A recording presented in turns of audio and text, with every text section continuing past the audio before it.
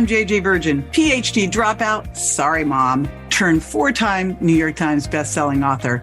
Yes, I'm a certified nutrition specialist, fitness Hall of Famer, and I speak at health conferences and trainings around the globe. But I'm driven by my insatiable curiosity and love of science to keep asking questions, digging for answers, and sharing the information I uncover with as many people as I can. And that's why I created the Well Beyond 40 podcast, to synthesize and simplify the science of health into actionable strategies to help you thrive. In each episode, we'll talk about what's working in the world of wellness, from personalized nutrition and healing your metabolism to healthy aging and prescriptive fitness.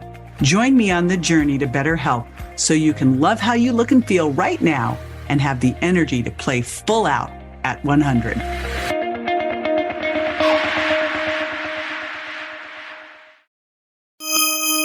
Fat-free salad dressings, low-fat yogurts, and other boring diet foods, they can actually make it harder for you to lose weight. They are not the healthy foods you think they are. Now, here's the good news. You don't have to shrink your diet to shrink your waistline. You can actually add before you take away. And I'm going to share 9 foods that you're going to want to incorporate into your meals that'll help you reach your body composition goals. So the first one is apple cider vinegar. And gosh, it does so many cool things. First of all, it contains acetic acid, and acetic acid can help regulate the genes that help your body store less fat and burn more fat. The next cool thing it can do, and this is why I want you to take it before your meals, it can help lower the blood sugar response to the meal. It actually slows the rate at which carbs are broken down and absorbed into the bloodstream. So what does that mean to you? Less stored fat, better blood sugar control, and big one, less cravings.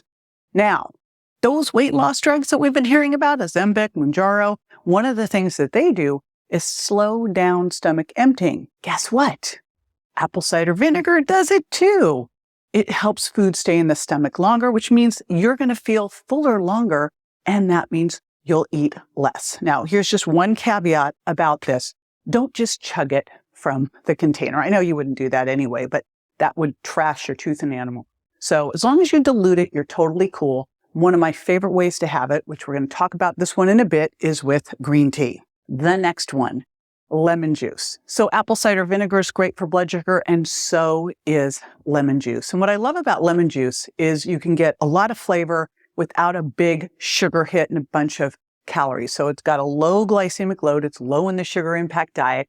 It's going to help with digestion. It can actually help you absorb nutrients better and reduce bloating. Plus, of course, it's rich in vitamin C, and vitamin C is super important because it's an antioxidant that helps make carnitine, and carnitine can help break down fatty acids so that you can use them as fuel rather than keep them stored as fat. So you got to have enough carnitine so that your body can use fat better, which can help you lose fat better. Now, one other thing with lemon juice are these polyphenols that can slow the digestion or absorption of carbs. Again, very similar to apple cider vinegar, and that's going to help you not have those blood sugar spikes and elevated blood sugar, which then can lead to more fat storage. Okay, so apple cider vinegar, lemon juice. Number 3 should come as no surprise if you've been watching my videos, and it is protein. And when I think of great protein sources, I'm thinking wild fish, especially wild salmon, grass-fed and grass-finished beef, lamb, collagen, bone broth protein. There's so many cool things that protein does. First of all, it helps you not be hungry. It increases satiety. You know, all bets are off if you're hungry. It's impossible to stay on your healthy eating plan if you're hungry. Let's be real.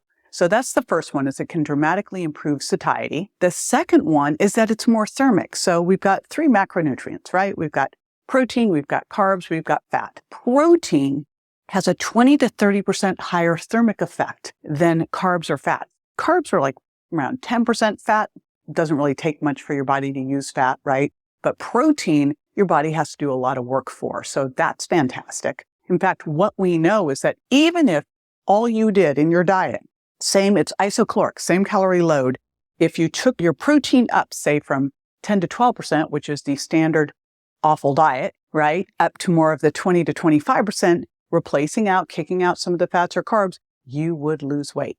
Now, the other things, and I think of this as that trifecta of satiety, thermic effect, and blood sugar control. I'm talking a lot about blood sugar control, but gosh, that is so mission critical for great sustained energy and, of course, to help you not get insulin resistant. Speaking of insulin resistance, protein, of course, is necessary for you supporting good muscle protein synthesis, right?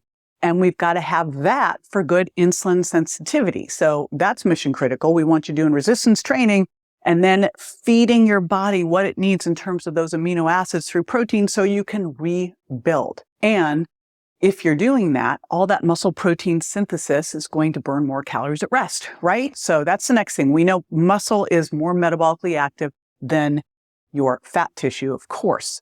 Now, one other thing, protein's been found to increase fat burning.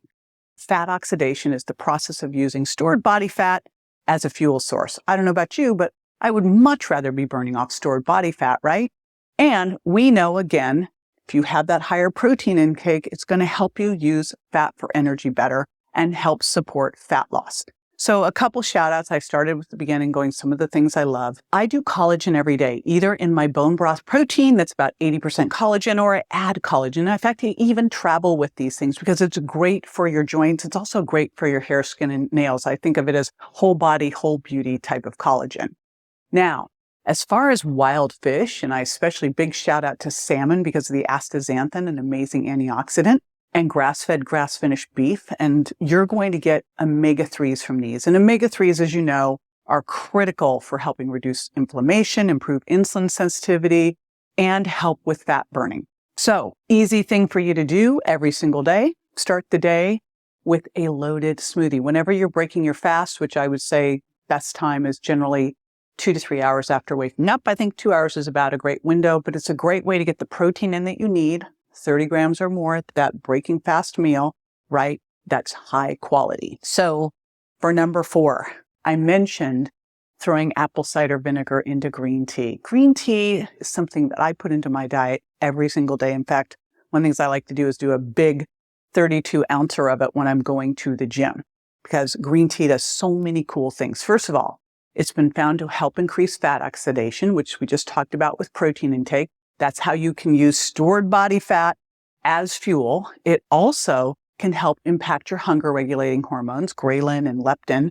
So your brain hears the message of, I'm good, I'm full, right? And again, you got to work on satiety, because if you're hungry, like, how are you going to be rational? Then it's got this catechin called epigalactocatechin 3 gallate, EGCG. I was always taught to go, it's an egg with a C in the middle. EGCG. And EGCG can boost thermogenesis. It can help raise your metabolic rate. It also can reduce inflammation. Now, here's the big bad thing about inflammation. I mean, obviously, you know, inflammation's a bad thing. It's its own risk factor for obesity because it basically locks the doors on your fat cells, so your body cannot access that stored fat for energy. Also, chronic inflammation puts the brakes on muscle protein synthesis, increases your risk of insulin resistance and type 2 diabetes, and of course, is not good for your heart or brain. So big thing there. So green tea and the EGCG in it have these anti-inflammatory effects because they suppress inflammation-causing enzymes and molecules. And then the other one is what it's doing to your gut microbiome. And I learned this from Dr. Jason Fung. Green tea can influence the growth of healthy bacteria in the gut. You want that.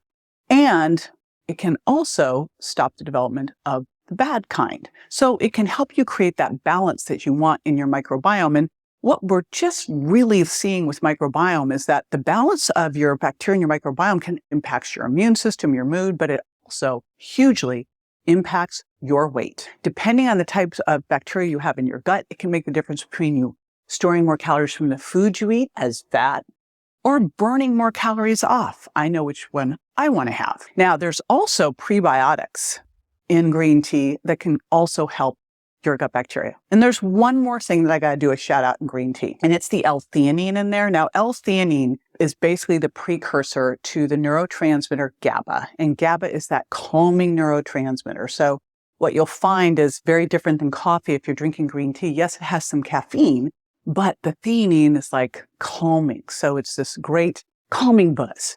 But speaking of buzzing, coffee is also getting the shout out. Now, coffee is the other thing. And I literally will tell you, I go to the gym with a coffee and a green tea. That's what I go double fisted in every single day. They stop making jokes about it because it's just like my normal.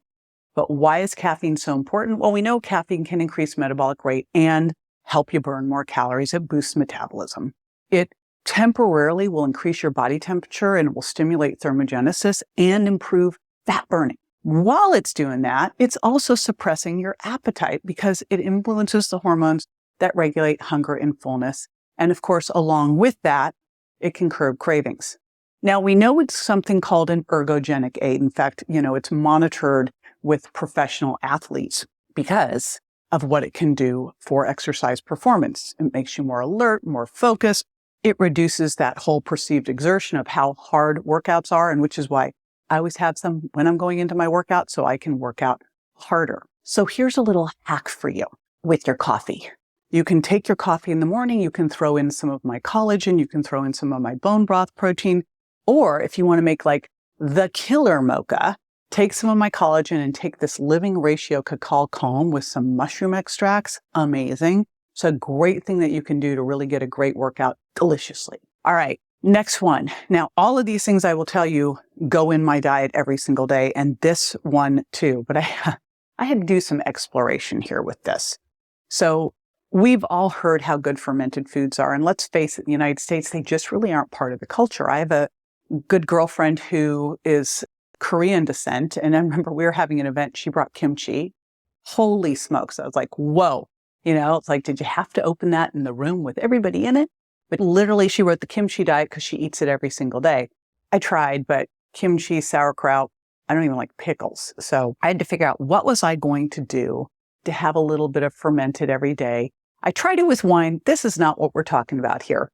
So what I use is a nut-style yogurt. So you can do it with a yogurt, a kefir. If you can do dairy, Greek-style yogurt's an amazing one. If you can't do it like me, then try some of the different nut-style yogurts. You can do a water kefir, a coconut yogurt. So there's a lot of things here, but honestly, making that commitment every day to get in some fermented foods will have a huge, huge impact because it's going to do such great things for your gut microbiome. And as we know, having great microbiome balance and diversity is super key for better metabolic health and, of course, weight management. In fact, again, what we know is that certain types of bacteria can actually lower your weight and help you burn more fat. And it's all about having that right balance. Now, I'm going to give you a little hack too, and that is taking probiotics. So I use my Floral Harmony from Reignite Wellness, which has several strains of probiotics that support weight management and fat loss. One is Bifidobacterium breve, and one is Lactobacillus renosis. I probably killed that pronunciation of both of those, but super important. So that's a way you can kind of hack it, but you still want to get those fermented foods in because they make it easier for your body to absorb and use nutrients that really help with weight management. Now, another one, and again, I'm kind of hammering this home, but if you look at what is going on now with all these weight loss drugs, one of the key things that they do is make you not feel so hungry all the time. Well, guess what? Fermented foods do this too. And here's what's cool about fermented foods. A lot of times they also have fiber and protein. And so now you've got this trifecta to help you with fullness and satiety. And quite often, they also have anti-inflammatory properties too. And as we know, like in obesity, fat cells actually have what are called pro-inflammatory cytokines. These are these inflammatory messengers, right? And so it starts to become this like chicken and egg situation. You get inflamed, you start getting more fat. You get more fat, you get more inflamed, and it just goes round and round and round and round.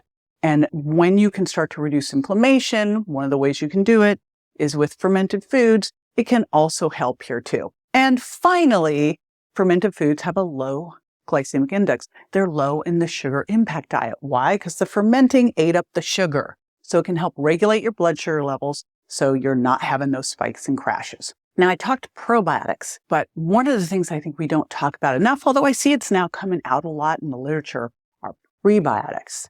Prebiotics are different because they're a type of dietary fiber that actually provides the fuel for the bacteria in the gut. They fuel the probiotics. So you really want to look at, how do I feed the bacteria in the gut? How do I create this big diversity in the gut? So prebiotic foods are usually foods that are high in fiber.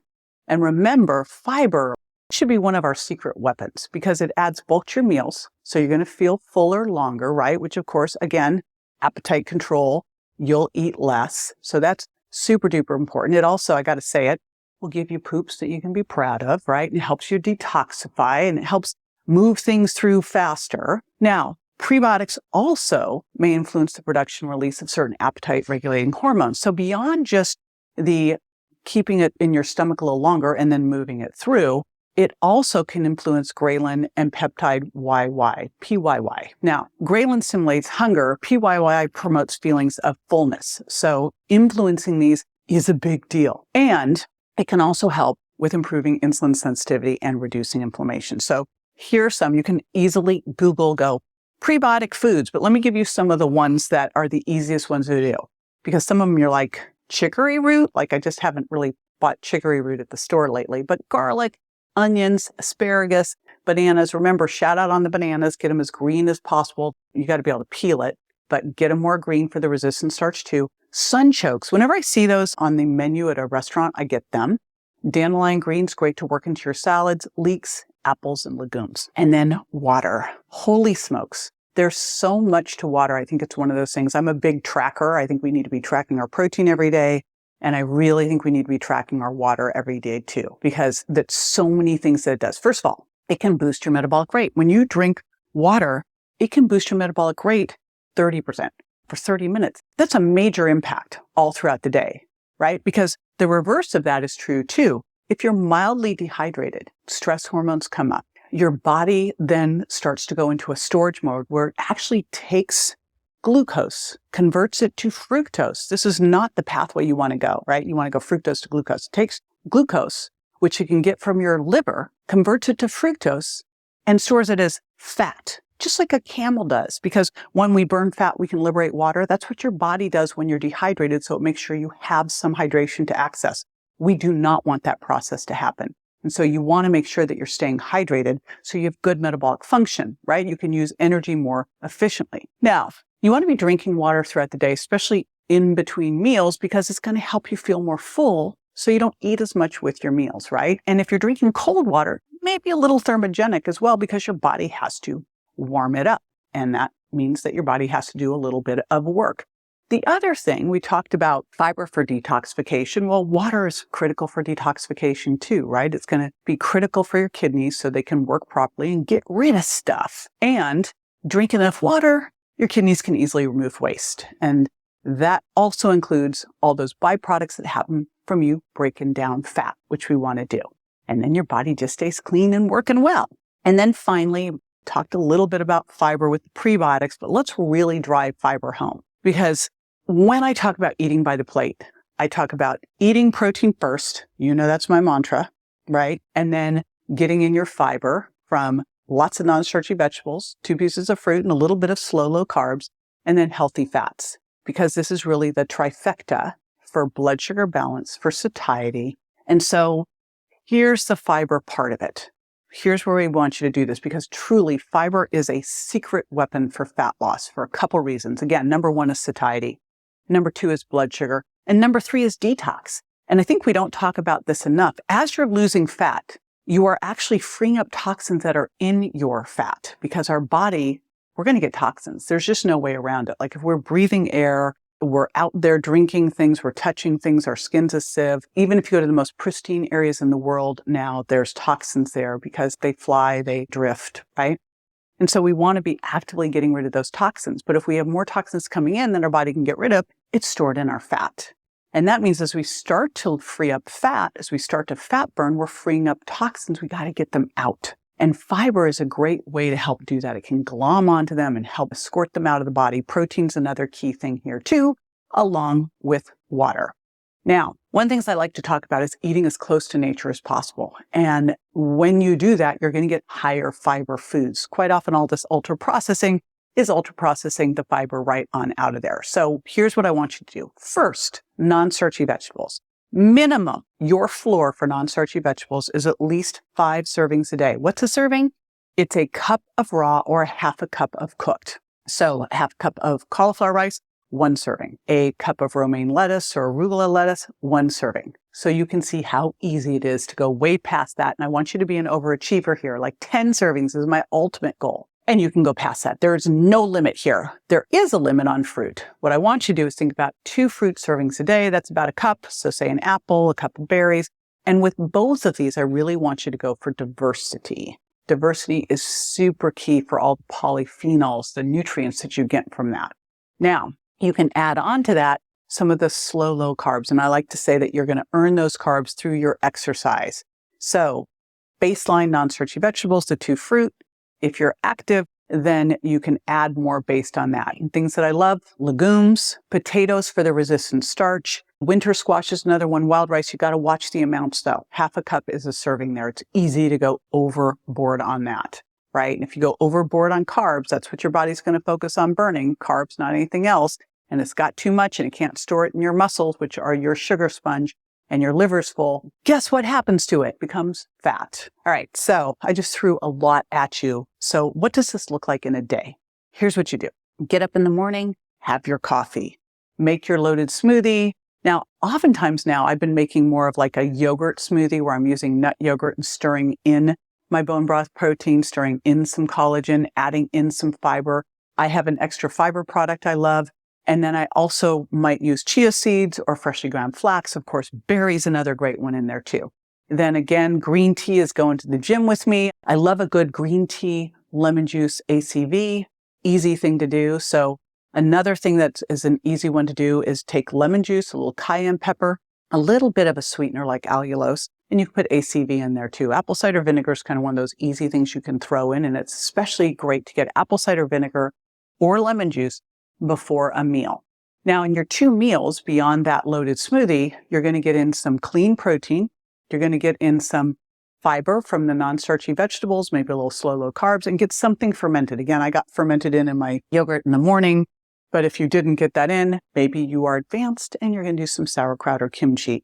Simple, easy peasy though. You see how easily that was to incorporate those things in. And that's what we really want to do is look at how can we take one by one, don't overwhelm yourself and go, okay, there's 9 things here. I've got 5 I'm good at. Pick one and start adding that in. Now, that's what you need to do for fat loss. Next up are the lifestyle strategies you're going to want to have in place to reach your ideal body composition. So in this next video, I'm going to talk about 6 simple strategies for fast-lasting fat loss so you can finally break through your weight loss plateau. Be sure to join me next time for more tools, tips, and techniques you can incorporate into everyday life to ensure you look and feel great, and more importantly, that you're built to last. And check me out on Instagram, Facebook, YouTube, and my website, jjvirgin.com. And make sure to follow my podcast so you don't miss a single episode at subscribetojj.com. See you next time.